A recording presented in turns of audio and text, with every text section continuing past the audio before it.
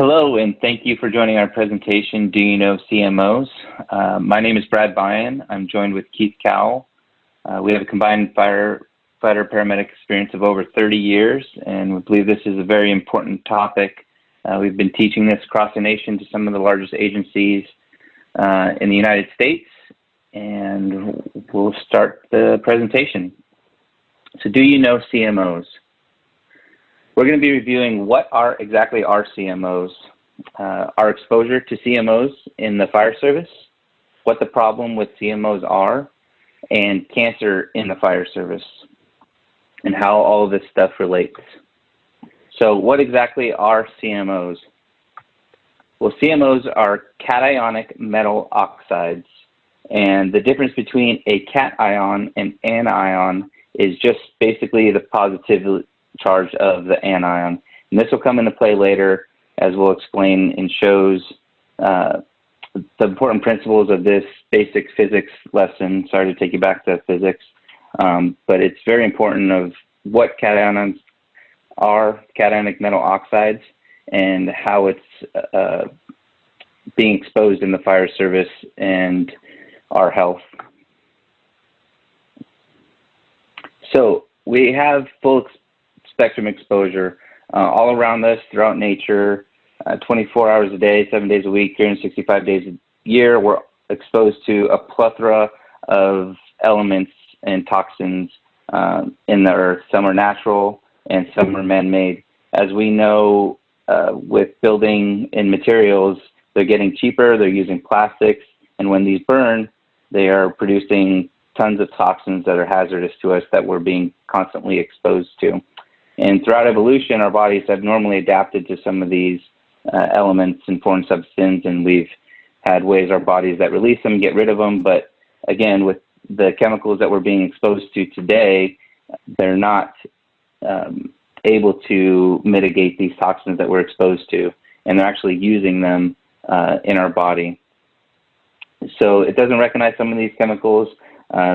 Some of the substances can be beneficial, but others, like lead oxide from burning carpet, it's actually seen as calcium in the body and used, and has the uptake like it is calcium, but is actually lead oxide, was very hazardous to us. And lead oxide or calcium is actually the building block for our nervous system. Hexavalent chromium is exceedingly carcinogenic, comes from heating of stainless steels or anti-corrosion coatings.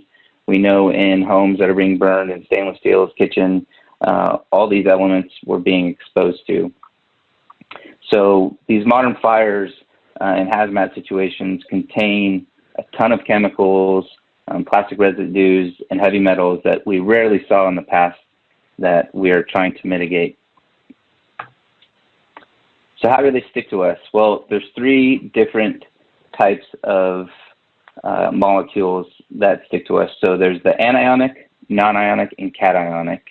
And everything in the universe is governed by the laws of physics. So basically, again, if we go back to probably fifth grade science, opposite charges attract and like charges repel. And why is this important to learn? Well, the human body has a natural negative charge. So toxins that we speak of, such as anionic and non-ionic that are negative, these will repel on our skin, are easy to get off with common procedures like soap and water that we've all heard of. What's different is these cationic metal oxides. These have the positive charge, and they want to stick to our body because our body has that negative electrostatic charge. And what's difficult is a modern approach to decon is they will not remove these cationic metal oxides that we're being exposed to from the skin, no matter how hard you scrub. So that positive and negative charges want to bind together and will not remove those, which we'll discuss later on what's being used and how those principles work.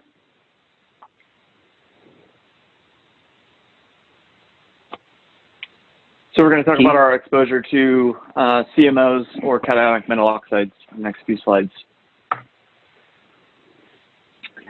So we know that we're exposed to a whole host of things in the fire service. We acknowledge that we're exposed to hydrocarbons, which fall under a carcinogenic category. A lot of the toxins that we're exposed to that we knew about for a long time are non-ionic or anionic. But the ones that we're going to focus on in this presentation are ones that hold a cationic charge or an electrostatic charge that wants to bond to us differently from those metals. And then we'll go into how soap cleans us and and how to properly remove all the contaminants that we're exposed to. So this slide is just showing that we're exposed to a full spectrum, and but in the next few slides we're going to focus on the cationic metal oxides that we're exposed to within the fire service. Next. So how can we think of these cationic metal oxides, or CMOs? Best way to describe it is they act like germs. They're microscopic. They are invisible to the naked eye. So this is a test that was actually done at NIOSH in the CDC. That is 500 micrograms of lead oxide in the lower left-hand corner there, and it is next to a dime. When it's rubbed into the hands, it's completely invisible to the naked eye. And then in the right slide there, that's actually after washing with an industrial type soap like Gojo that has the pumice in it to get everything off of your hands. That is under a microscope after washing with soap. So it did not get the lead oxide off of the ridges of the fingerprint, and you could still test positive for lead exposure there. So it's best to think of these things like germs, like we think of germs. We can't see germs, but we know we're exposed to them. Next. So what are some of these toxins that we're exposed to? This is a list from NIOSH that are all cationic or positively charged toxins that we could be exposed to at any fire. Not all of them will be present, some of them, but arsenic, mercury, lead, cadmium, hexavalent chromium, cobalt, magnesium. Some of these are carcinogenic, some of them are not. Others are associated with other metabolic diseases, but these are all toxins, according to NIOSH, that we do not want to be exposed to on a regular basis, and regular soap is just not entirely good at getting these kinds of toxins off of us. So how do we know what we're exposed to in the fire service? This slide is highlighting two studies that were done for the characterization of contaminants on a firefighter's protective equipment. So what was done in both of these tests, Eastern Kentucky University in 2015 did several burn scenarios, and they tested what was in the soot or what was in the black stuff and where it was on the firefighters' bunker gears that were operating in these scenarios. UL did a very similar test, or Underwriters Laboratory, and what these tests or these studies are very long, and we have the links there that you can look them up. But what they came and found out was they had found all the hydrocarbons, just like we mentioned in the first few slides. But we highlighted here what else they found, and that was varying amounts of cadmium, chromium, copper, and lead that adhered to the firefighters' bunker gear in all of the locations following a fire. So we now have known exposure from tests. Regular room and content fires are exposing us to these cationic metal oxides, or CMOs. So this study was done by some colleagues and connections we have in Australia. They wanted to test the characterization of contaminants in fire stations, so they did a big elaborate test. They tested over 15 stations with varying degrees of, I guess, call volume, and they did over 100 wipes and detected different contaminants. So obviously they found the ones that we all have heard about, the pHs, the VOCs, but what they also illustrated and shown is these heavy metals that they found in the fire station. So this just illustrates we're being exposed to this not only on fires, but throughout our occupational day and career. And we'll highlight that and how that's happening in a future slide coming up. So in this slide, this is actually a test that was done by NIOSH, and they went in and tested the waters of Hurricane Katrina. So if you can imagine the waters rushing in and out of industrial buildings, the whole area of New Orleans was flooded, but they tested the contaminants inside the water. So they came out and they found arsenic at 10 points per million, hexavalent chromium at 52 parts per million. We highlighted here which ones are carcinogenic or cancer-causing, but you can see that all of these are associated, and according to NIOSH, not good for us to be exposed to on any level. So we are very keenly aware of cancer within the fire service, but all of these contaminants: arsenic, hexavalent chromium, lead, nickel, cobalt, strontium. Strontium is actually a nuclear isotope. These things, we do not want to be exposed to these for any period of time, and we end up, just like Brad mentioned, taking all these contaminants back to the station because we're not properly decontaminating in the field. So just like we always think of, we hear that, fire scenes and structure fires were getting exposed to this, the Hurricane Katrina illustrated our exposure, and we're not out of the woods yet either. We're seeing evidence, and there's studies being done that show these contaminants and toxins and heavy metals and CMOs we're being exposed to in wildland situations.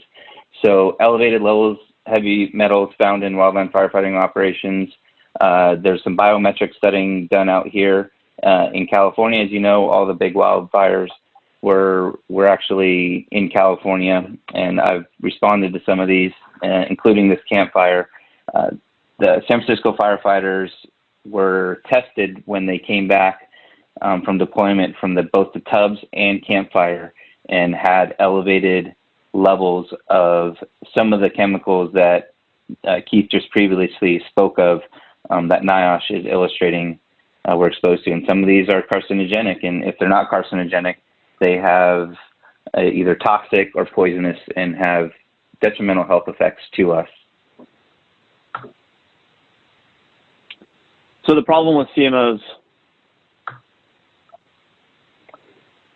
So as we know and illustrated, the components released during open burning, most of these toxins that we're exposed to come under 3 different categories: either carcinogenic, poison, and toxic. We all know our cancer rates that we'll, again, illustrate later in this slide. But even if they're not carcinogenic, they're either poisonous or toxic and have some adverse health effect to our body. And not being able to effectively mitigate these or remove these from our skin, they're continuing to get into our bodies and have some type of health effect on us. So what is toxic handoff? Toxic handoff is a term that was actually, I think it was mentioned by NIOSH first, but it's the process of taking a toxin or a contaminant from your place of work. For us in the fire service, it would be like either a training ground or the IDLH that we go into, or a car fire or a dumpster fire that we go on. Wherever we're doing our work that we're getting exposed to the contaminants is where the exposure happens. And then toxic handoff is the process of taking that contaminant all the way back home with you. So you're transferring it into your rig. As you go back into service, you're transferring it back to the station. It's getting stuck on the equipment that you used. So if we're not properly decontaminating or taking our gear off properly and bagging it up and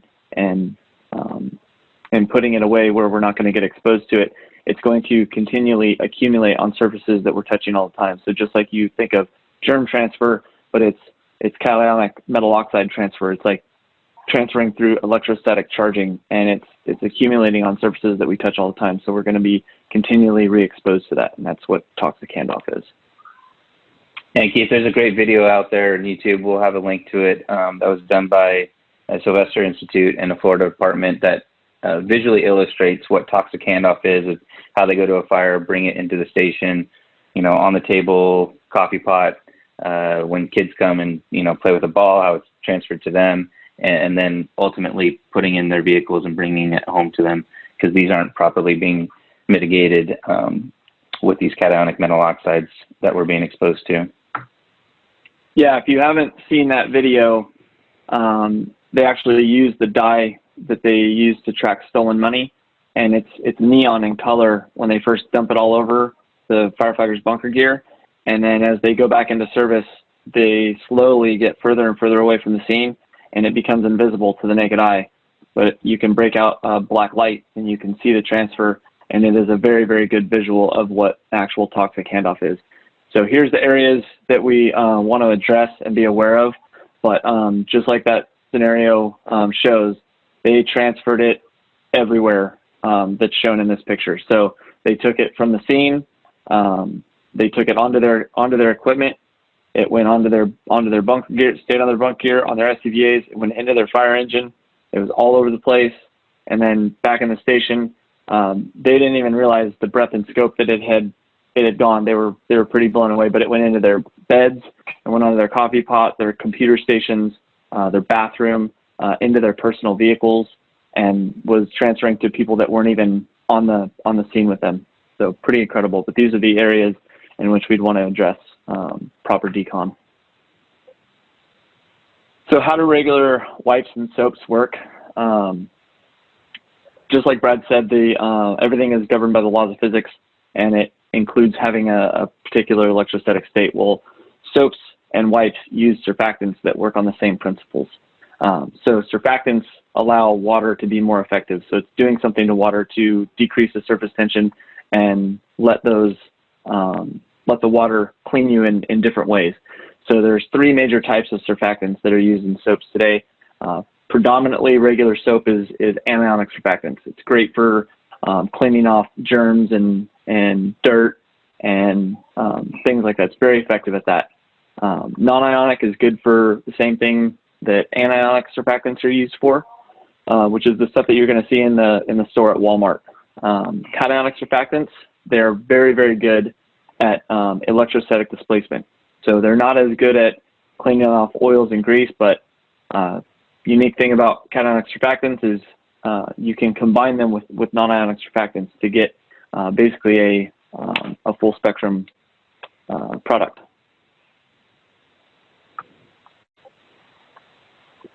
So like I mentioned, nearly all soaps and wipes on the market today use non-ionic surfactants or anionic surfactants, and it's great for getting off regular dirt and germs, but they're not effective at cleaning off cationic or CMOs, cationic metal oxides. So the way soap works, the way regular soap works is actually removing the oil from your skin, because those contaminants that aren't stuck to us through an electrostatic bond, the only thing they're sticking to is the oil of our skin. So regular soap, what its job is to strip your body of its natural oil. And those contaminants come off with your oil, and then they typically use like a moisturizer like aloe vera or some type of moisturizer to rehydrate your skin. So there's actually tests that are out there, NIOSH did tests, and it showed removing cationic toxins, and water by itself was actually more effective at removing those toxins compared to regular ivory liquid soap. And that's because those regular soaps are using those moisturizers.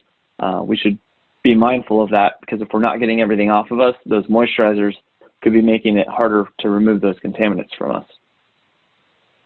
And Keith, I also just want to reiterate on this slide, not everybody has access to this. A lot of the common practices out there is to use regular soap and water, and there's studies that show it reduces 86% of contaminants. But what we want to illustrate is those contaminants, that 86% they're talking about, are the pHs and VOCs. So they're still, while it's removing 86% of those types of contaminants, it's still leaving 100% of the cationic metal oxides that have huge health consequences to us, and some of them are very carcinogenic. So full spectrum exposure or full spectrum solution, regular soaps and wipes, like we said, are very good at cleaning anionic and non-ionic stuff that's on us. And a full spectrum solution would be something that can get off anionic, non-ionic, and cationic toxins. So cancer in the fire service, we know that there's increased risk of cancer due to our exposures. We've seen and heard that cancer is the #1 killer now in the fire service. It used to be heart attacks. I'm not going to go through every slide and study, but the amount of studies that are done showing the data is overwhelmingly alarming to just illustrate that there is cancer in the fire service, our increased risk of it, and potentially due to our increased exposure to these types of toxins that we're discussing in cationic metal oxides.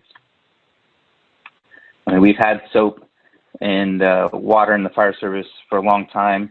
there's other components that we're using to mitigate these exposures, such as 2 sets of turnouts, hood exchange system, putting Plimo vents on the exhaust system of our engines as we exit on calls. So there's a lot of areas to address in this, but if we're not getting those cationic metal oxides off our skin, we're continually be exposed to carcinogenic, poisonous, and toxins that can't be mitigated by some of these methods we're using. So in summary, so this is just go ahead, Keith.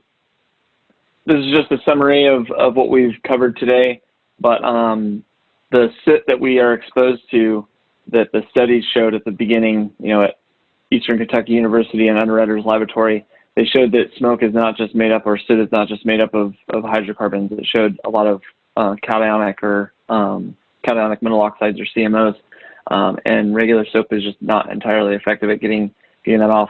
According to NIOSH, as well as those tests that we mentioned at the beginning, they found that more than just hydrocarbons, they found hexavalent chromium, mercury, lead, nickel, zinc, copper, antimony, silver, arsenic. They found a bunch of cationic metal oxides and what was found in the waters of Hurricane Katrina. So again, toxic handoff is a very dangerous thing to transfer these toxins from the place of work back to your home, and then you could eventually expose your family. We mentioned lead oxide at the beginning. Children actually use about a heck of a lot more calcium than adults do. And Brad mentioned that calcium is building blocks to our nervous system. Well, the body recognizes lead oxide as calcium, and it sits there, so it can permanently damage children's IQ and development. And we just don't know how to cope with that. So we don't want to bring those contaminants home to our families. Yeah, and just rethink the regular soaps and wipes. We've learned how the principles of regular soaps and wipes work, and surfactants on the different type of electrostatically charged toxins we're exposed to. Again, I want to reiterate, we still need to clean and decon and shower with what we have. And if you don't have anything else, it is the best solution to get those toxins off of us. But just knowledge and power of understanding this side of the toxins we're exposed to that really isn't kind of in that mainstream national conversation of the heavy metals we're being exposed to, and studies being done that we're illustrating here, and kind of the principles behind why it's so important, how they stick to us, and how some of the current methods aren't working or addressing the removal and full decon of these toxins that we're being exposed to in CMOs.